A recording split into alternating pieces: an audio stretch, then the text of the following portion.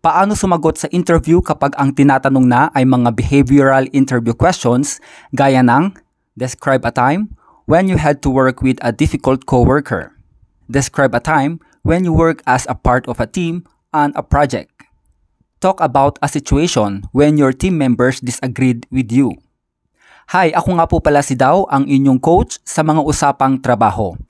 Ang pag-uusapan naman natin ngayon ay kung paano nga ba sumagot sa mga behavioral interview questions. Pero bago yan, ano nga ba ang tinatawag na behavioral interview? Dito ay nakafocus ang mga tanong sa situation, like mga past experiences ng isang aplikante. Ano ang mga naging actions, plano at kung paano ginamit ang mga skills na taglay ng isang aplikante para sa sitwasyong ito. So ano nga ba ang mga halimbawa ng behavioral interview questions? Ayan, so maliban sa nabanggit natin nung una, pwede rin yung tell me about